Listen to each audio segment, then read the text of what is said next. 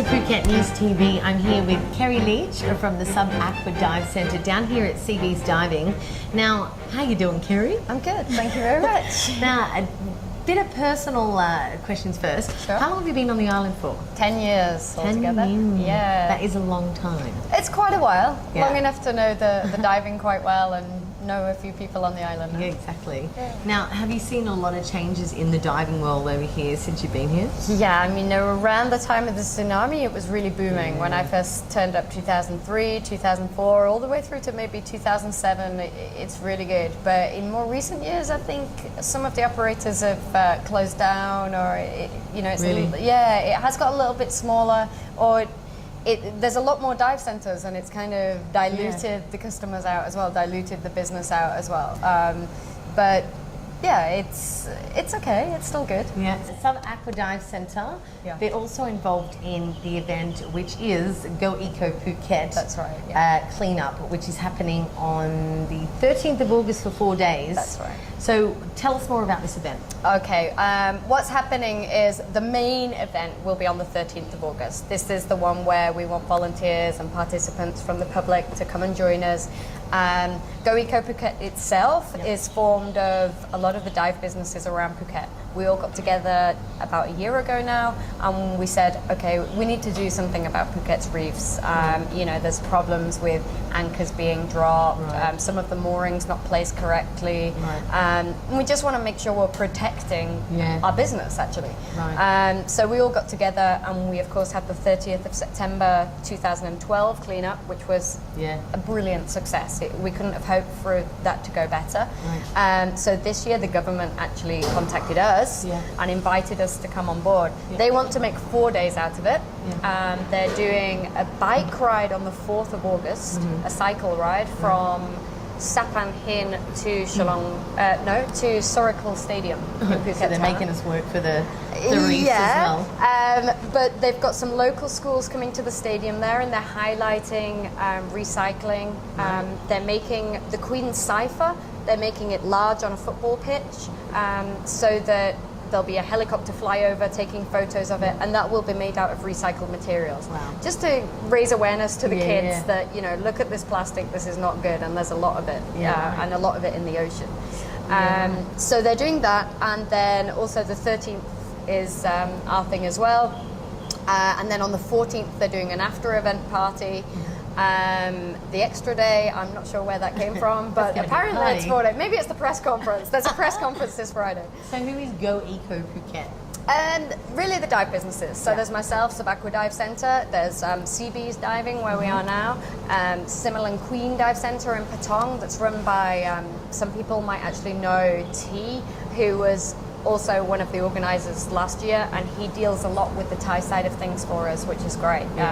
With the Navy and the Phuket Marine Biological Centre, things like this. There's many other companies, Phuket Scuba Club, Oceanic Dive Centre, Dive Asia, Sea Fun. All the companies have come together to make this happen. So how significant is Phuket's coral reefs sort of internationally? Well, Richelieu Rock, for example, it's a little bit north of the Similan Islands. That was rated, I think it was 2007, as one of the top 10 dive sites in the world. Really? Yeah, exactly. So people know about Thailand, and they know about Thailand's diving. Now, unfortunately, I was recently in Germany, and what I heard from many German divers is, but we don't come to Thailand anymore because, I don't think the reefs there are so good anymore.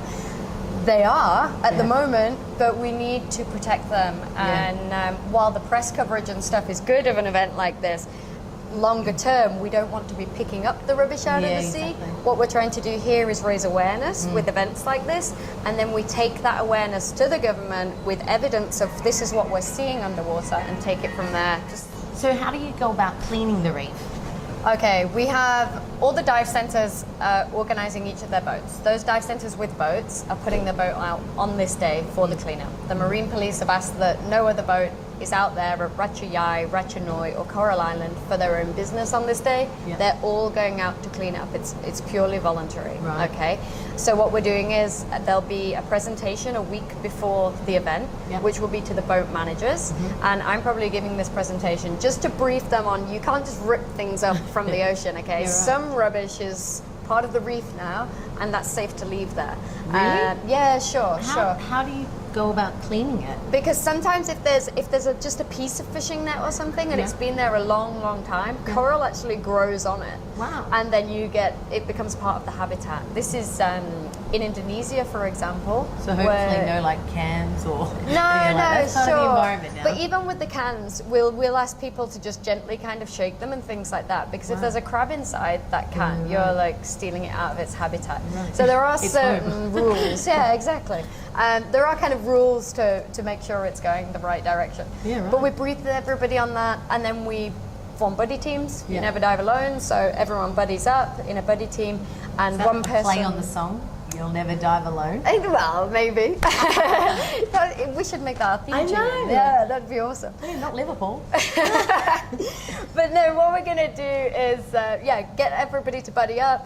And the most important thing with the rubbish is that it's then analysed. So they have a data card, and they put how many plastic bottles, how many batteries, all the different stuff. Because the data is then recorded to Project Aware, which is Paddy's charity organisation that deal in kind of marine debris and research to try and prevent it. And also it's going back to the government, to Department of Marine Coastal Resources and Phuket Marine Biological Centre, because they want to know what's going on out there too, so that they can try to prevent it. Can you find out like how long a piece of rubbish has been actually sitting there by analysing it? Not so much. We can tell them what type is there. What's the weirdest thing you found? Or should I even ask that question? I'm not sure actually. I mean, completely unrelated to the cleanups, but after the tsunami, we were diving in Bungalow Bay, and Ratcha Resort had been blown into Bungalow Bay. So you and the plastic mannequins that they have that they sell T-shirts on and Yeah. things like that. Imagine coming across one of those. So there was a hand bit coming eerie. out of the sand, and Right. we're going, it's okay, it's a plastic mannequin. That's probably my weirdest moment underwater. Wow. Yeah, And obviously not clothed anymore. No. Now, what groups are involved in the cleanup? Okay, apart from the diving businesses, there are some schools that have volunteers.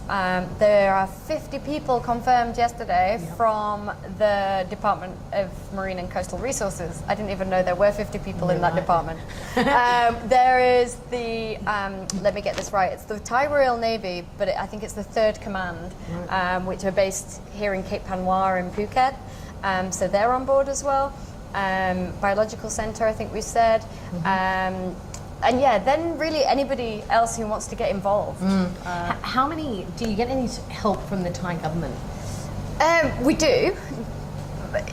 We have them as backing for starters. Right. They want us to do this, and they're going to be there. I mean, the police, we really need them on this day.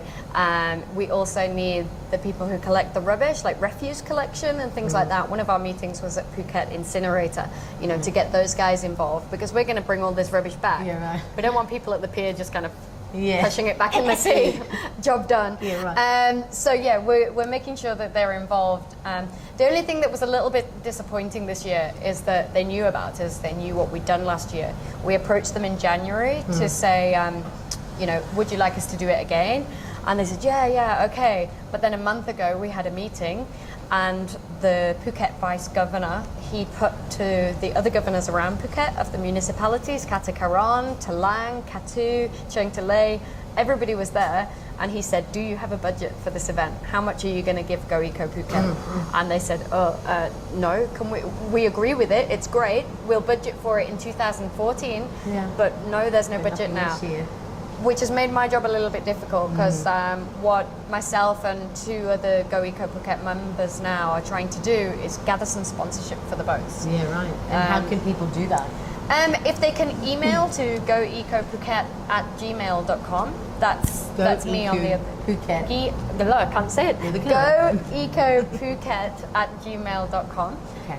They can also check out Go Eco Phuket on the Facebook page and drop us a message there. That's no problem. And yeah, just get in touch, because if someone can sponsor a boat, they can put their logo and any decoration they want on the outside of the boat for the day. It's going to get a lot of media coverage, a lot of photos. It's on Channel 3, Channel 7 of the Thai News. So we're encouraging people to do that. And the cost of a boat is 20,000 baht. 20,000 baht. Well, there you go. So there you go. That wraps up our Go Eco Phuket event, which is happening August 13th for 4 days. So make sure you get involved if you can. 13th of August is the big one. Yep. And also that email once again. It's goecophuket@gmail.com. Thanks for joining us, Kerry. Thanks a lot, Kirsty. Always a pleasure, and good luck with your future endeavors. Thank you very much. All right. Thank you for watching, and we'll see you again next time.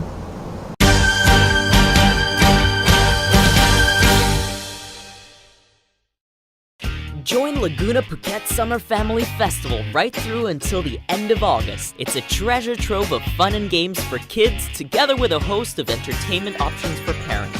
Latitude Marquee is transformed into a carnival playground with a range of free activities for youngsters and parents, including a top-class soccer school and fun kids golf lessons in the mornings, kids fun zone adventure activities in the afternoons, and dynamic Zumba fitness classes.